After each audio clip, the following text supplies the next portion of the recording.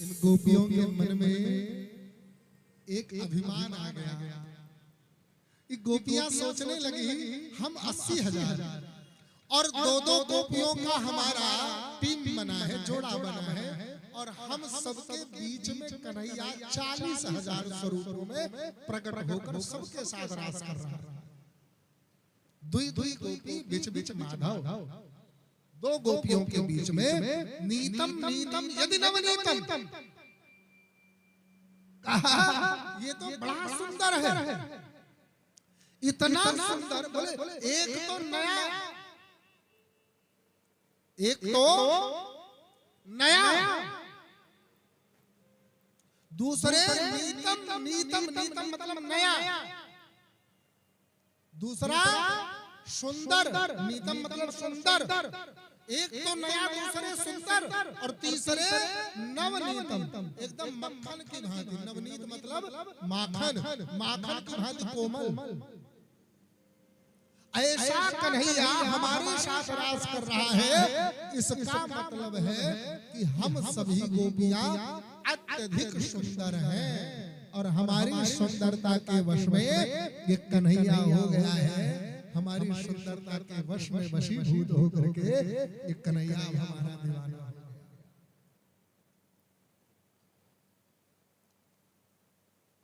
महाराज भगवान कृष्ण ने विचार किया कि हमारे भक्त में वो भी अभिमान, जो हमको समर्पित हो उसके मन में अभिमान नहीं आना चाहिए, उसके जीवन में अभिमान नहीं आना चाहिए। जो मुझे समर्पित हो, भगवान गोविंद राधा को ली और वहां से अंतर ध्यान हो। राधा रानी ने मन में विचार किया, हो गोपियों को छोड़ दिया, हमको नहीं छोड़ पा रहे, हमारे बिना तो ये रह नहीं सकते। राधा ने कहा हो मैं नहीं चली सकती। कन्हैया ने कहा क्या हुआ? बोले लाला मेरे पांव दुखने लगे। भगवान ने कहा अच्छा तोहे नखरा आने लगो। हम गोपियन से दूर क्या आए कि तुझे नखरा ऐसा सताया कि तुझे लग रहा है कि मैं तेरे वश में हूं। आजा आजा तुझे दिखाओ।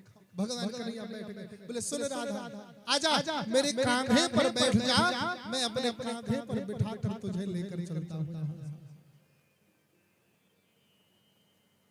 महाराज भगवान कन्हैया के कंधे पर राधा रानी जब बैठने चली ना, भगवान कन्हैया वहां से अंतर ध्यान हो। अब राधा अकेले जंगल में फिरने लगी। कन्हैया कहाँ गया, कन्हैया कहाँ गया, कन्हैया कहाँ गया, कन्हैया कहाँ गया। इधर गोपियां कन्हैया को ढूंढ रही हैं। गोपियां ढूंढते ढूंढते राधिका रानी के पास आई। राधा जी से कहती किशोरी जी कन्हैया कहाँ गया? बोले जैसे तुमको छोड़ा वैसे मुझको छोड़ा। बोले आपके साथ आया था। बोले तुमको क्यों छोड़ा?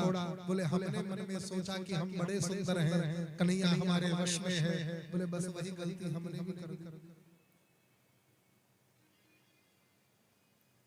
गोस्वामी तुलसीदास जी कहते हैं ना, हे परवश जीव सबस भगवंता,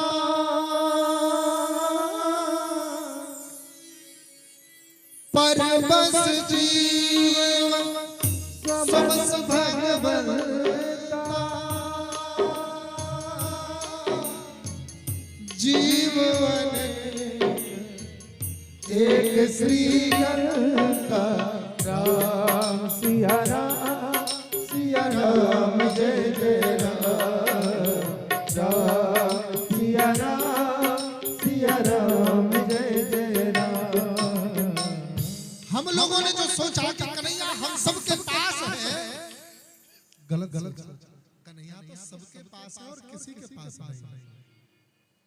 हम सब उसके वश में हो सकते हैं, लेकिन जीव परवश जीव सबस भगवंता, भगवान अपने मर्जी का मालिक, वो किसी के वश में नहीं हो सकता। और कन्हैया भगवान है, हमारे वश में नहीं। ये सारी गोपियां रोते हुए कन्हैया को याद करती हैं। वो कहावत है ना कि लाली मेरे लाल की जित देखो तितला,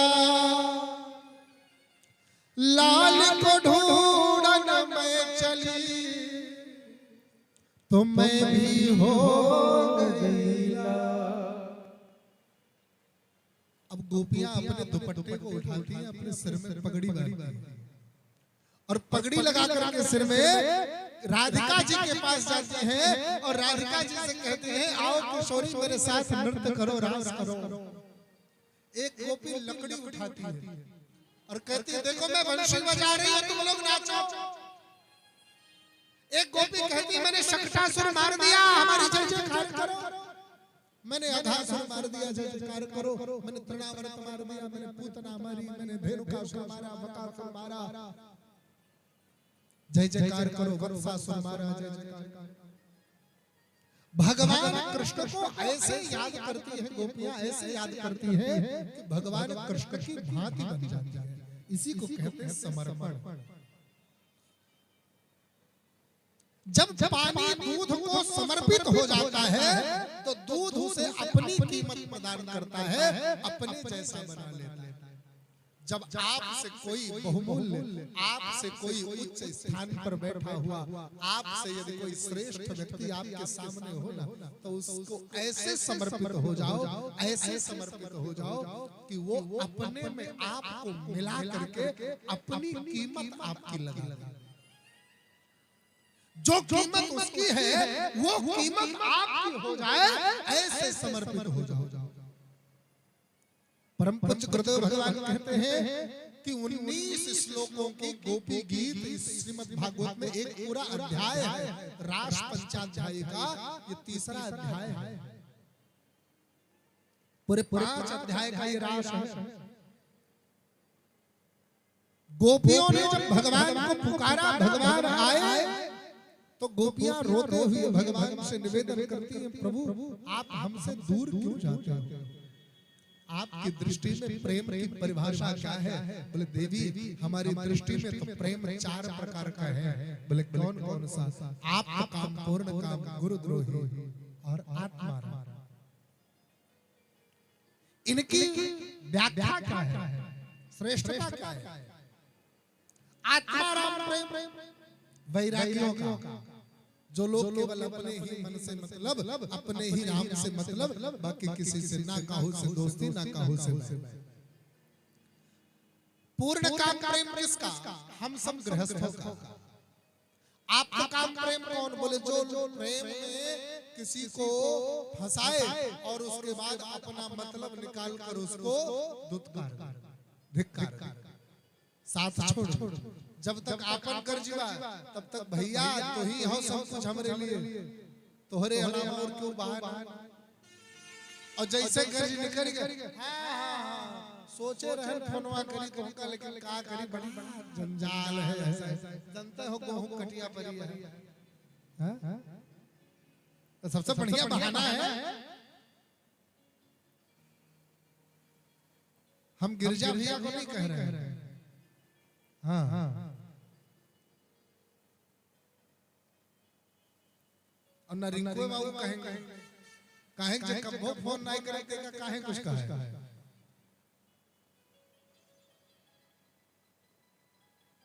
बोलो जय श्री कृष्ण। जब तक सुखम कथा हो तब तक ये सब जान पड़त हम कपारे बैठाए हैं। हाँ जान हाथ में ले रहा था, सुबेरे संध्या रात के 2-2 बजे भर बैठ के वहीं चकल्ला सोए कमरा में। अब जैसे सुखा से गिलौला की तरफ मुड़े ना आए कि वही लागे फिर सारा प्रेम वहीं बंद हो गया कोठरी। हाँ अरे कब हो तो फोन महीना 2 महीना पर कई लिंक करो, हाल चाल ले लिंक करो, पता नहीं इतना युद्ध चला था, कहूँ बम गिरे चले जाई हम वही तो हाल चाल ले आपको पता तो चले। हाँ अब चारों तरफ युद्ध होता है, पता नहीं कब भारत में बम गिरे लगे, कौन पता है? अब जैसे ये युद्ध महायुद्ध यहाँ लड़ित है 6 दिन से, आज 6वां दिन हो गए लेकिन सीटी नहीं रुका है। हाँ तो यहाँ एक युद्ध हो है, यहाँ एक युद्ध हो है। अपने मन का मार के झूठे मुस्कियाए मुस्कियाए कथा सुनाई, कम कम कम कम कम बात नहीं है, बहुत बड़ी बात है। मुस्किया के करे नाम परत है कि तोरे सबका लागे कि हां महाराज एकदम प्रसन्न है। अब बार-बार जब ऋषियावे करबे तो तोरे सब कहबो कि बाबा जब कथा कहा सुनाओ खाली ऋषियाते हैं हरदम, जब देखो तब माइकवे वाले गलती दिया था, आपन गलती नहीं देते हैं। हां आपन गलती नहीं देते हैं। तो अब भैया चलो ठीक है, अब जैसे हो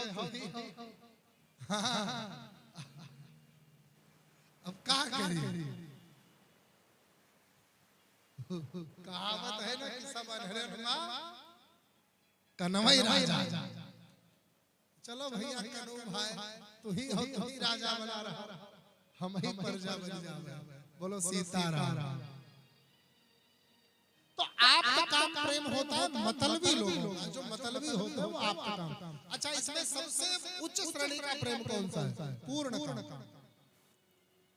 जैसे गृहस्थ पंचों के सामने किसी पराई स्त्री को, एक पराई स्त्री किसी पराये पुरुष को वचन देती है आज से हम आपके साथ रहेंगे और आजीवन दुख हो सुख हो चाहे जैसा हो वो साथ निभाते, वो प्रेम दुनिया का सर्वश्रेष्ठ प्रेम है।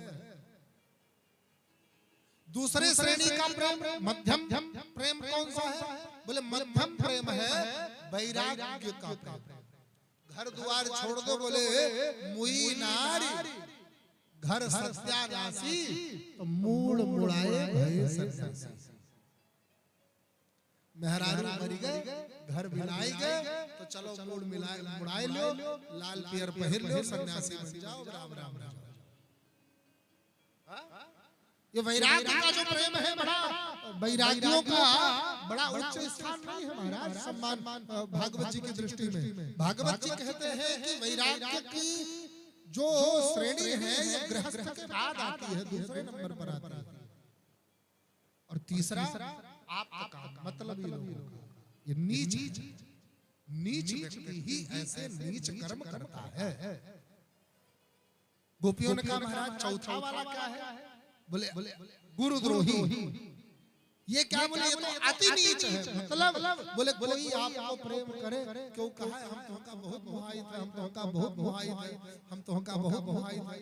और गिरजा भैया 4 महीने में जाओ और कह दो अरे फलाने तो हम अब देखो फनवा करी जैसे फलाने उठाई है जुड़ते देखो गड़बड़ गिरी है और कहीं है मारो ऐसी तैसी बड़का लंबरदार बने फिर।